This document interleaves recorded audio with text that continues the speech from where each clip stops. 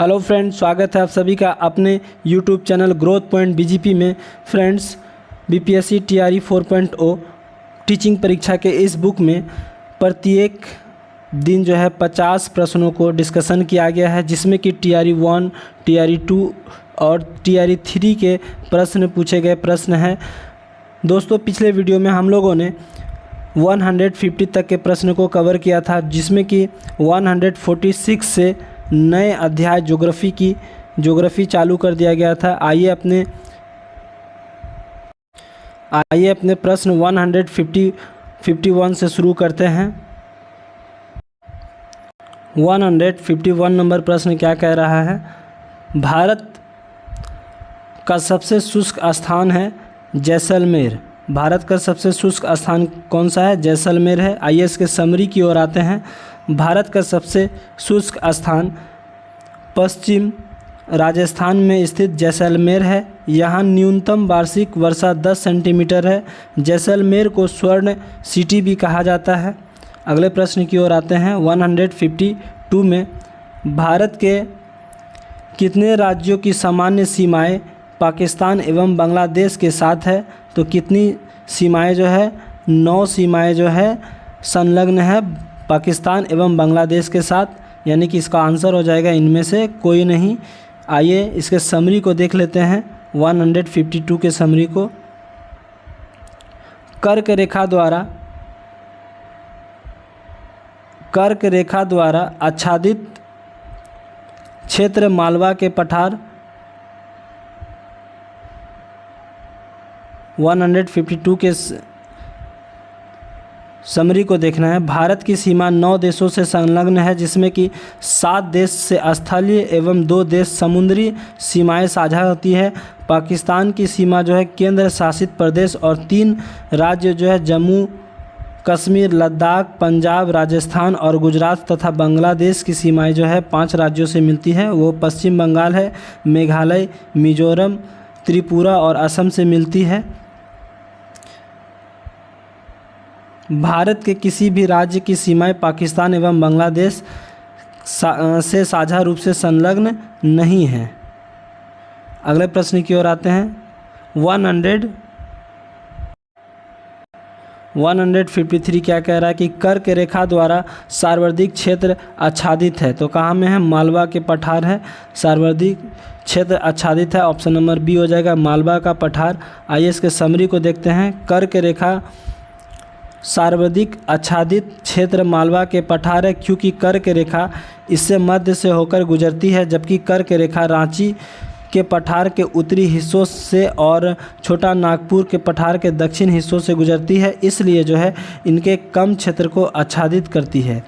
आइए अगले प्रश्न की ओर आते हैं। 154 पे शांति घाटी किस राज्य में स्थित है? शांति घाटी यानी कि साइलेंट वैली जो है वो केरल में स्थित है। ऑप्शन नंबर सी हो जाएगा, केरल में स्थित है। आइए इसके समरी को देख लेते हैं। केरल में शांति घाटी स्थित है। बस इतना सही इसका समरी दिया गया। अगले प्रश्न की ओर आते हैं। 155 पे निम्नलिखित में बिहार की निम्नलिखित में कौन सी सबसे पुरानी नदी घाटी परियोजना है? तो दामोदर नदी घाटी परियोजना जो है सबसे पुरानी है। दामोदर नदी घाटी परियोजना। आइए इसके समरी को देख लेते हैं।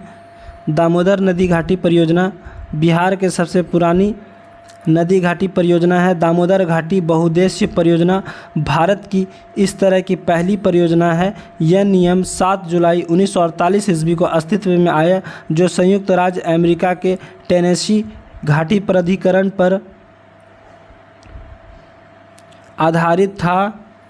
यह झारखंड और पश्चिम बंगाल की संयुक्त परियोजना है। इस परियोजना के तहत कई बांधों, बैराज और थर्मल पावर प्लांट का निर्माण किया गया था।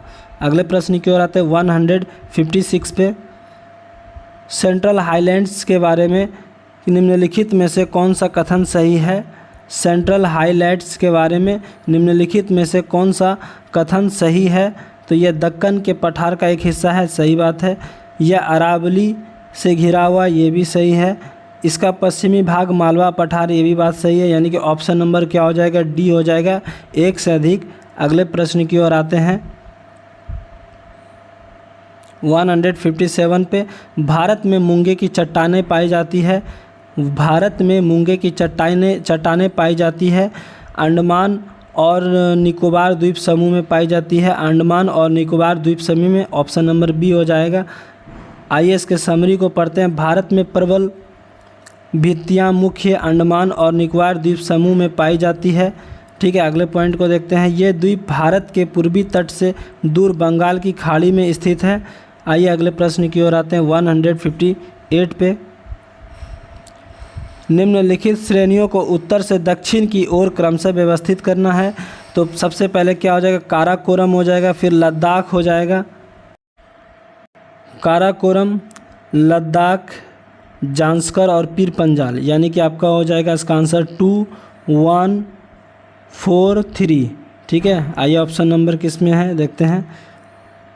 ऑप्शन नंबर बी आंसर इसका हो जाएगा। अगले प्रश्न की ओर आते हैं।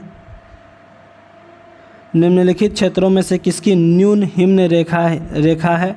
निम्नलिखित क्षेत्रों में से किसकी न्यून हिम रेखा है। भूमध्य रेखा है, हिमालयी रेखा है। ऑप्शन नंबर अल्पस क्षेत्र, यानी कि इसका आंसर जो हो जाएगा ऑप्शन नंबर सी हो जाएगा। अल्पस क्षेत्र जो है निम्न भूमध्य रेखाएं हैं। आइए इसके समरी को पढ़ लेते हैं। पहाड़ पर बर्फ़ की रेखा जो है, यह वह रेखा होती है, वह सीमा होती है जिसके आगे अस्थायी बर्फ़ होता है। यह समुद्र तल से लगभग 3500 मीटर ऊपर होती है।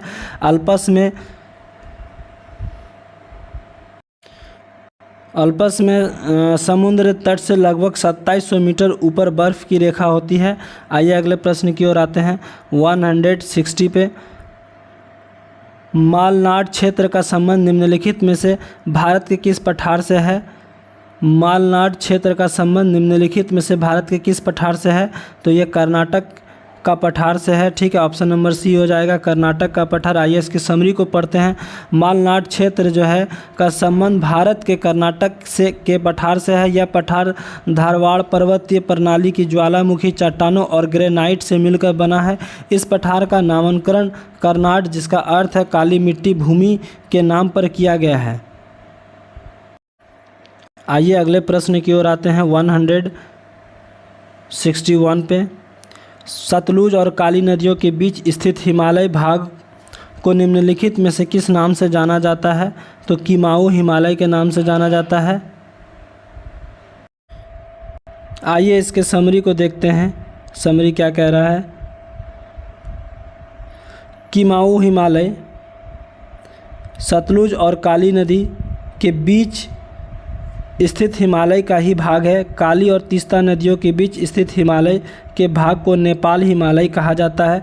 तीस्ता और दिहांग नदियों के बीच स्थित हिमालय के भाग को असम हिमालय कहा जाता है। ठीक है, आइए अगले प्रश्न की ओर आते हैं। 162 नंबर प्रश्न है। चापल झील पाई जाती है। चापल झील जो है वो नदियों में पाई जाती है। ऑप्शन नंबर बी हो जाएगा। नदी घाटी में पाई जाती है चापल झील। ठीक है, अगले प्रश्न की ओर आते हैं। आइए इसके समरी को भी देख लेते हैं। चापल झील नदी घाटी में पाई जाती है। मैदानी भागों में प्रवेश करने के उपरांत नदी क्षैतिज अपर्दन के कारण कई घुमावदार मोड़ों से होकर प्रभावित होती है। यह मोड़ नदी विपर्स कहे जाते हैं। इन घुमावदार मोड़ों के विस्तृत होने के उपरांत नदी अपने विस्पर को छोड़कर सीधे मार्ग में प्रवाहित होती है। इन विस्पर्शों में जल भरे जाने से निर्मित झील को गोखूर झील या चापाकल झील कहते हैं। अगले प्रश्न की ओर आते हैं 163 पे। निम्नलिखित में से कौन सी उथली झील है। तो यूट्रोपिक झील उथली झील है। आइए अगले ऑप्शंस को देखते हैं। ओलिगोट्रोपिक झील ये भी है। खारी झील ये भी है। इसका आंसर हो जाएगा एक से अधिक। ऑप्शन नंबर डी हो जाएगा, एक से अधिक। ठीक है, अगले प्रश्न की ओर आते हैं।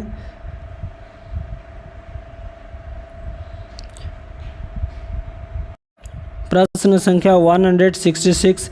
निम्नलिखित नदियों में से सबसे बड़ा जल संग्रह क्षेत्र किसका है। तो पोनानी का जो है सबसे बड़ा जल ग्रह क्षेत्र है।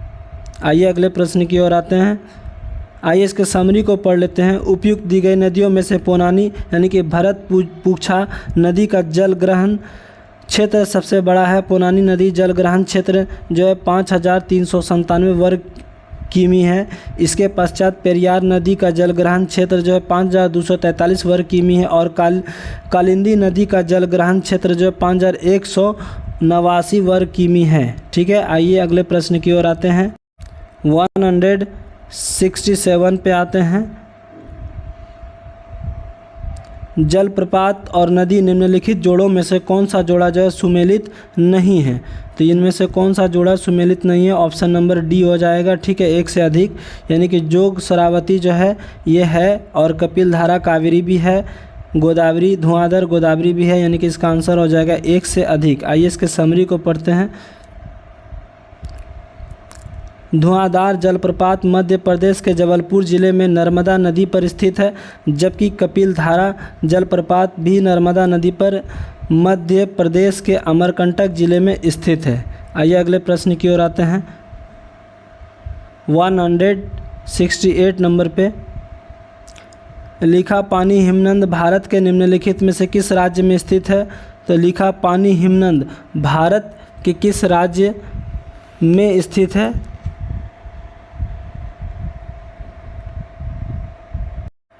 इनका आंसर हो जाएगा अरुणाचल प्रदेश में। ठीक है, ऑप्शन नंबर ए हो जाएगा। अगले प्रश्न की ओर आते हैं। 169 पे निम्नलिखित में से कौन सी सहायक नदी ब्रह्मपुत्र से उत्तर दिशा में नहीं मिलती है? तो कौन सी नदी नहीं मिलती है? सुबनसिरी मिलती है, बेलसिरी भी मिलती है, मानस भी मिलती है। इनमें से कोई नहीं हो जाएगा, एक से अधिक आंसर हो जाएगा। ऑप्शन नंबर ई हो जाएगा। आइए इसके समरी को देख लेते हैं। ब्रह्मपुत्र नदी जो है हिमालय के उत्तर के तिब्बत के पठार पर स्थित है। ठीक है, मानसरोवर झील के पास से निकलती है और हिमालय के साथ साथ पूरब की ओर बहती है, चीन के तिब्बत पठार पर है। ठीक है, आइए अगले प्रश्न की ओर आते हैं। 170 नंबर पे 170 नंबर पे क्या कह रहा है कि निम्नलिखित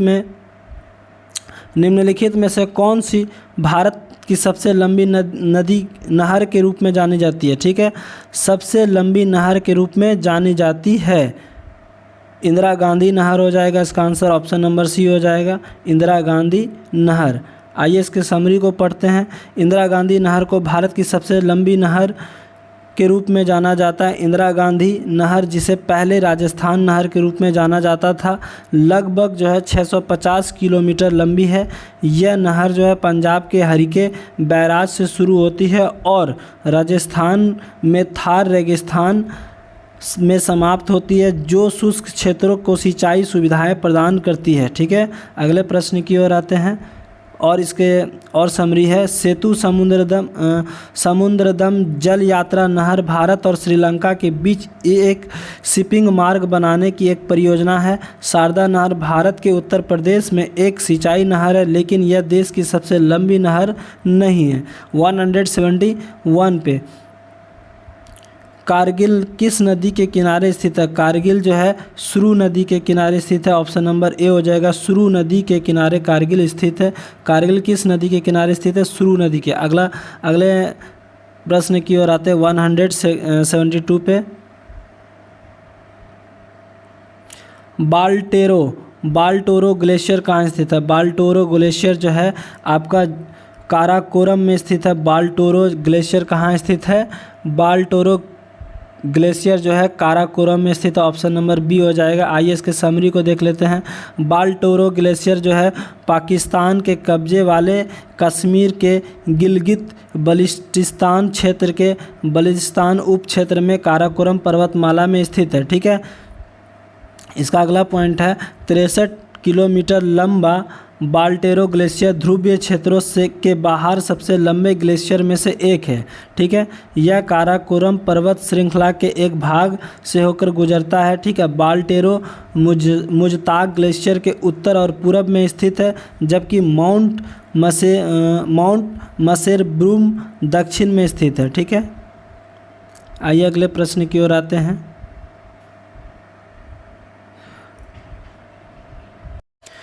प्रश्न संख्या 173। ठीक है, अमरकंटक जो सोन नदी का उद्गम स्थल है कहाँ स्थित है?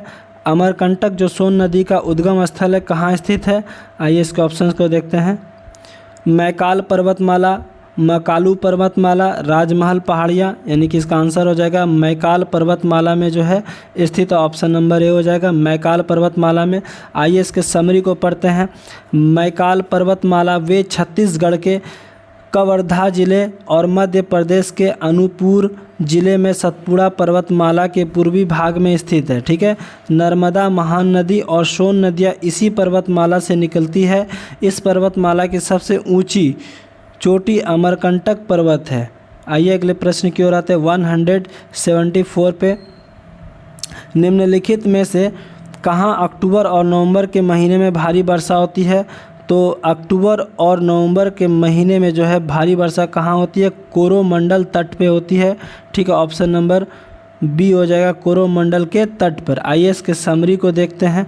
अक्टूबर और नवंबर के महीने में लौटते मानसूनी पवनों के द्वारा बंगाल की खाड़ी से जल वाष्प ग्रहण करने के बाद तमिलनाडु के तटीय क्षेत्र में वर्षा होती है, जबकि उत्तर भारत में शीत ऋतु में होने वाली वर्षा पश्चिम विक्षोभ के कारण होती है।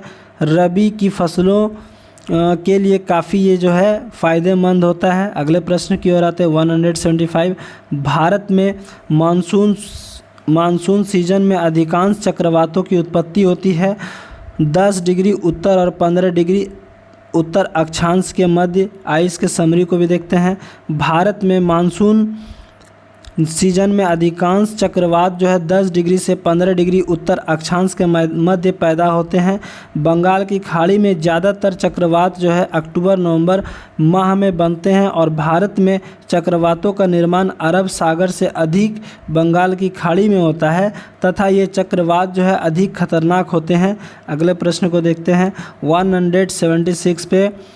हैदराबाद में दक्षिण पश्चिम मानसून की वापसी की सामान्य स्थिर तिथि क्या है? किस डेट में जो है मानसून वापस आ जाता है? 15 अक्टूबर में हैदराबाद में आ जाता है, 15 अक्टूबर। अगले प्रश्न की ओर आते हैं। आइए इसके समरी को पढ़ लेते हैं। दक्षिण पश्चिम मानसून 1 जून तक केरल में प्रवेश करता है और 8 जुलाई तक पूरे देश को कवर कर लेता है। यह 17 सितंबर के आसपास उत्तर पश्चिम भारत के पीछे हटना शुरू कर देते हैं और 15 अक्टूबर तक पूरी तरह से जो है वापस चला जाता है। अगले प्रश्न की ओर आते हैं।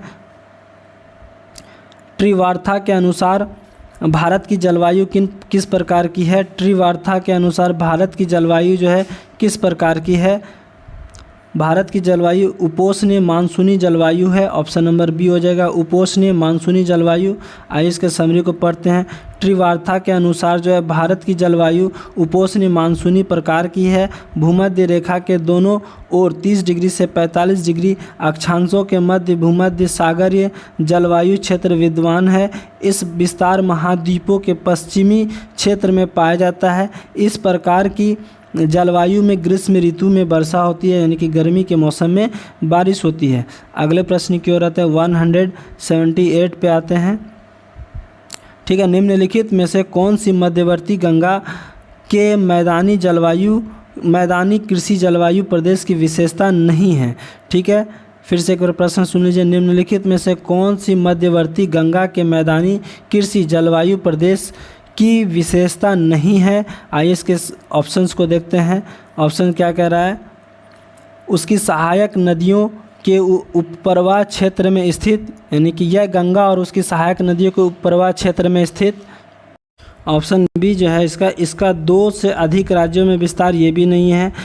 यहाँ प्रति वर्ष 100 सेंटीमीटर से भी अधिक वर्षा होती है, ये भी नहीं है। यानी कि इसका आंसर हो जाएगा इनमें से कोई नहीं। ठीक है, लास्ट ऑप्शन हो जाएगा। आइए इसके समरी को पढ़ते हैं। समरी क्या कह रहा है? मध्यवर्ती गंगा के मैदान कृषि जलवायु प्रदेश के अंतर्गत पूर्वी उत्तर प्रदेश और बिहार यानी कि छोटा नागपुर पठार को छोड़कर के क्षेत्र में शामिल है।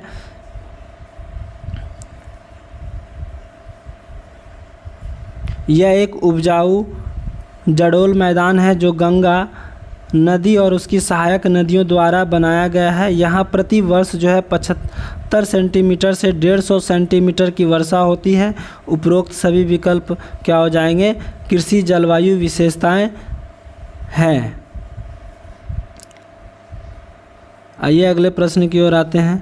179 पे जीटी त्रिवार्था के अनुसार भारत में AM प्रकार की जलवायु का क्षेत्र है। ठीक है, प्रश्न संख्या 79, जीटी त्रिवार्था के अनुसार भारत में AM प्रकार की जलवायु का क्षेत्र है। पश्चिमी तट हो जाएगा, ऑप्शन नंबर बी हो जाएगा पश्चिमी तट। आइए इसके समरी को देख लेते हैं। अमेरिकी भूगोलवेत्ता ग्लेन थॉमस त्रिवार्था ने वर्ष 1966 ईस्वी में जलवायु वर्गीकरण प्रणाली को प्रस्तुत किया। त्रिवार्था के अनुसार दुनिया के 6 प्रमुख जलवायु क्षेत्र है। AM प्रकार की जलवायु भारत के पश्चिमी तटीय मैदान क्षेत्र में पाई जाती है, जबकि यह उष्णकटिबंधीय मानसून प्रकार की जलवायु का क्षेत्र है। अगले प्रश्न की ओर आते हैं। 180 पे तमिलनाडु तट को सर्दियों के मौसम में वर्षा किसके कारण मिलती है? तमिलनाडु के तट में को सर्दियों के मौसम में जो है वर्षा किसके कारण मिलती है? दक्षिण पश्चिम मानसून की वापसी के कारण मिलती है। ऑप्शन नंबर ए हो जाएगा दक्षिण पश्चिम मानसून की वापसी के कारण मिलती है। ठीक है, आइए अगले प्रश्न की ओर आते हैं। 181 पे कांटेदार जंगल नहीं पाए जाते हैं। कांटेदार जंगल जो है आपका तमिलनाडु में नहीं पाए जाते हैं। कांटेदार जंगल जो है तमिलनाडु में नहीं पाए जाते हैं। ऑप्शन नंबर सी हो जाएगा। अगले प्रश्न की ओर आते हैं। आइए इसके समरी को देख लेते हैं। कांटेदार जंगल व झाड़ियाँ ऐसे क्षेत्र पाए जाते हैं जहां वर्षा की मात्रा 70 सेंटीमीटर से कम हो। तमिलनाडु राज्य दक्षिण पश्चिम मानसून एवं उत्तर पूर्वी मानसून दोनों द्वारा वर्षा होती है, इसलिए यहाँ कांटेदार जंगल पाए जाने की अनुकूल परिस्थितियाँ नहीं पाई जाती है।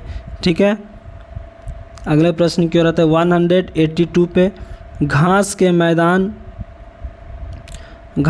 मैदान झाड़ झंझाड़ वन बंजर भूमि सरकार और निजी दोनों व्यक्ति तथा समुदाय सभी से संबंधित हैं। उन्हें कहा जाता है अनक्लासिफाइड फॉरेस्ट, यानी कि अवर्गीकृत वन कहते हैं, अवर्गीकृत वन कहते हैं। आइए इसके समरी को देख लेते हैं।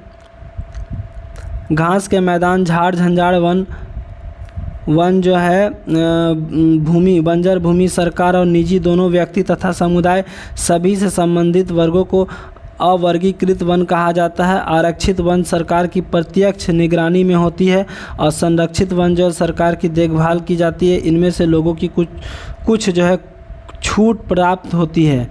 अगले प्रश्न की ओर आते हैं। भारत में उष्णकटिबंधीय वर्षा वन कहाँ पाए जाते हैं?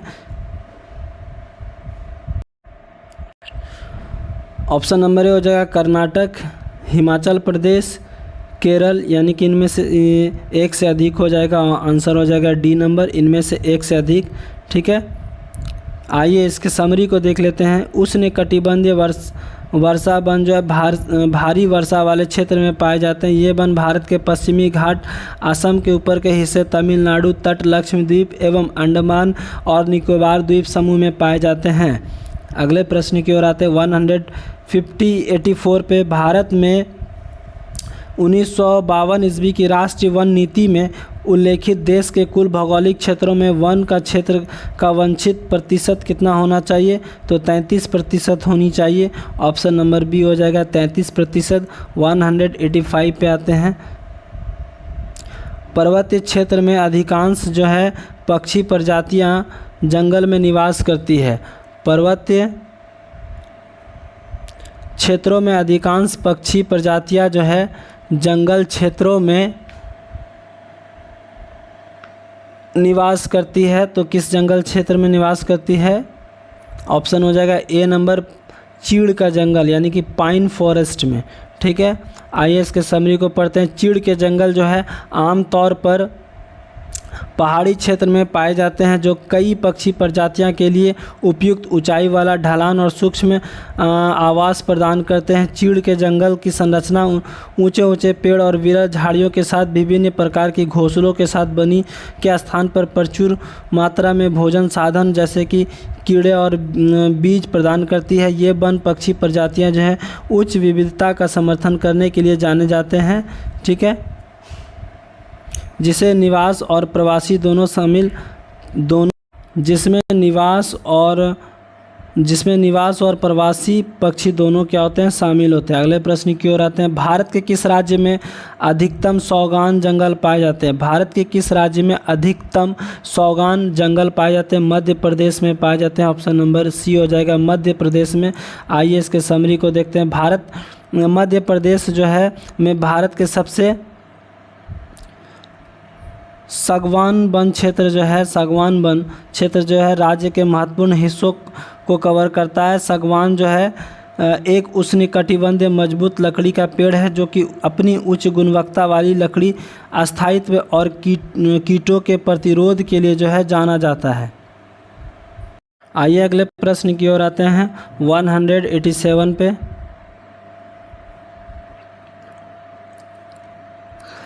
छितरे हुए वृक्षों वाले घास के मैदान कहलाते हैं। छितरे हुए वृक्षों वाले घास के मैदान क्या कहलाते हैं? सवाना के मैदान कहलाते हैं। ऑप्शन नंबर ए हो जाएगा, सवाना। आइए अगले प्रश्न की ओर आते हैं। निम्नलिखित में से कौन सा व्योम चैपरल के रूप में जाना जाता है? व्योम चैपरल के रूप में जाना जाता है। भूमध्य स्क्रब वन जो है व्योम चैपरल के रूप में जाना जाता है। ऑप्शन नंबर बी हो जाएगा। अगले प्रश्न की ओर आते हैं 189 पे। निम्नलिखित क्षेत्रों में से कौन सा भूस्खलन प्रवृत्ति नहीं है? भूस्खलन प्रवृत्ति नहीं है। निम्नलिखित में से कौन सा भूस्खलन प्रवृत्ति नहीं है? तो पूर्वी घाट जो है भूस्खलन प्रवृत्ति नहीं है। पूर्वी घाट 100। आइए इसके समरी को पढ़ लेते हैं।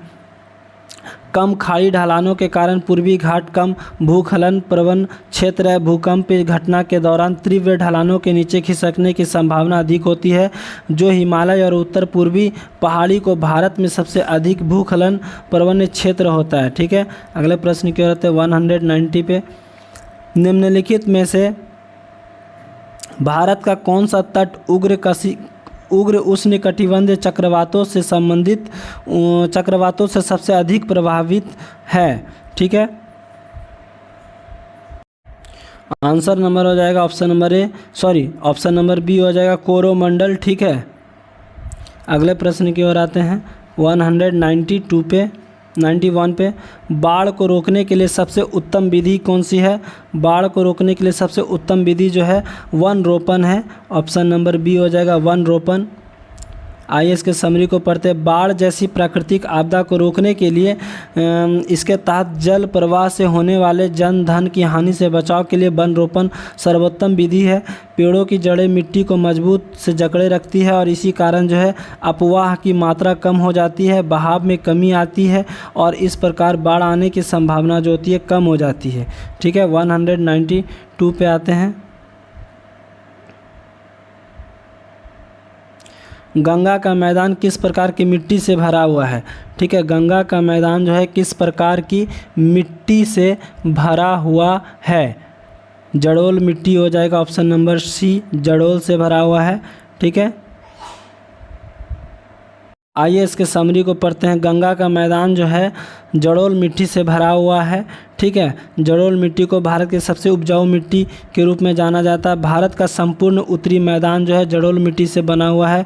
इस मिट्टी में पोटास, चूना, फास्फोरिक एसिड प्रचुर मात्रा में पाया जाता है। जड़ोल मिट्टी को मुख्यतः बंगाल यानी कि पुराना जड़ोल मिट्टी खादर में वर्गीकृत किया जाता है। आइए अगले प्रश्न की ओर आते हैं 193 पे। ठीक है, निम्नलिखित में से किस राज्य में काली मिट्टी पाई जाती है? किस राज्य में काली मिट्टी पाई जाती है? कर्नाटक में पाई जाती है, गुजरात में, उत्तराखंड, तीनों में पाई जाती है। यानी कि आंसर इसका हो जाएगा एक से अधिक, इनमें से एक से अधिक हो जाएगा। अगले प्रश्न की ओर आते हैं 194 में निम्न किस राज्य में सबसे अधिक लेटराइट मिट्टी है? किस राज्य में जो है सबसे अधिक लेटराइट मिट्टी है? तो मेघालय में जो है सबसे अधिक लेटराइट मिट्टी है। मेघालय में सबसे अधिक लेटराइट मिट्टी है। आइए इसके विकल्प को, समरी को पढ़ते हैं। मेघालय राज्य जो है सबसे अधिक लेटराइट मिट्टी पाई जाती है। यह लगभग 1.26 लाख वर्ग किलोमीटर क्षेत्र पर विस्तृत है, फैला हुआ है। इस मिट्टी का स्वरूप जो है ईंट जैसा होता है। इसका लाल रंग लोहे के ऑक्साइड की उपस्थिति के कारण होता है। लेटराइट मिट्टियाँ जो है क्रमशः लौह और एल्युमिनियम से समृद्ध होती है। इनमें नाइट्रोजन, चूना तथा जैविक पदार्थ की कमी होती है। देश में इस प्रकार की मृदा जो है मिट्टी का सर्वाधिक क्षेत्रफल क्रमशः केरल, महाराष्ट्र एवं ओसाम में पाया जाता है। ठीक है, आइए अगले प्रश्न की ओर आते हैं 195 पे। जब मृदा अति क्षारीय हो जाता है तो उनमें पौधे पैदा नहीं होते हैं, तब जो है मृदा की गुणवत्ता में सुधार के लिए क्या मिलाना चाहिए? तो कार्बनिक पदार्थ मिलाना चाहिए, ऑर्गेनिक मैटर को मिलानी चाहिए। अगले प्रश्न की ओर आते हैं 196 पे। टिहरी बांध परियोजना जो है परियोजना संबंधित है। टिहरी बांध परियोजना संबंधित है संभववादी विचारधारा से। जो है टिहरी बांध परियोजना संबंधित है संभववादी विचारधारा से। आइए अगले प्रश्न की ओर आते हैं 197 पे। निम्नलिखित में से कौन सी पारंपरिक सिंचाई पद्धति नहीं है? ठीक है, निम्नलिखित में से कौन सी पारंपरिक सिंचाई पद्धति नहीं है? तो ड्रिप प्रणाली जो है पारंपरिक सिंचाई प्रणाली नहीं है। ठीक है, आइए अगले प्रश्न की ओर आते हैं। दामोदर घाटी परियोजना किस राज्य में स्थित है? दामोदर घाटी परियोजना जो है आपका झारखंड और पश्चिम बंगाल राज्य में स्थित है। ठीक है, दामोदर घाटी परियोजना किस राज्य में स्थित है? झारखंड और पश्चिम बंगाल में स्थित है। अगले प्रश्न की ओर आते हैं।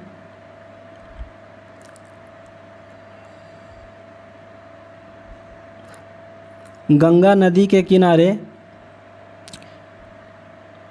नदी के दक्षिणी किनारे से मिलने वाला सबसे बड़ी सहायक कौन सी है? गंगा नदी के दक्षिणी किनारे से मिलने वाली सबसे बड़ी सहायक नदी कौन सी है? तो सोन नदी हो जाएगा, ऑप्शन नंबर सी हो जाएगा, सोन नदी। अगले प्रश्न की ओर आइए इसके समरी को देख लेते हैं। गंगा नदी जो है दक्षिणी किनारे से मिलने वाली सबसे बड़ी नदी सोन 780 किलोमीटर है। गंगा की लंबाई जो है 2525 किलोमीटर है। यमुना की लंबाई जो है 1376 किलोमीटर है। गंगा नदी जो है वो दाहिनी ओर से मिलने वाली भारत की सबसे बड़ी नदी है। गंगा ब्रह्मपुत्र से मिलकर विश्व का सबसे बड़ा डेल्टा निर्माण करती है। ठीक है, आइए लास्ट प्रश्न को देखते हैं 200 पे। ठीक है ना, 1954 ईस्वी में किन दो देशों के बीच कोसी सिंचाई एवं जल विद्युत परियोजना समझौता पर हस्ताक्षरित हुआ था? किन दो देशों के बीच हुआ था? तो ऑप्शन नंबर सी हो जाएगा, भारतवर्ष और नेपाल के बीच हुआ था। भारतवर्ष और नेपाल के बीच हुआ था। आप सभी को हमारा छोटा सा प्रयास अगर अच्छा लगा हो तो हमारे इस वीडियो को लाइक करें और हमारे इस चैनल को सब्सक्राइब करें। धन्यवाद।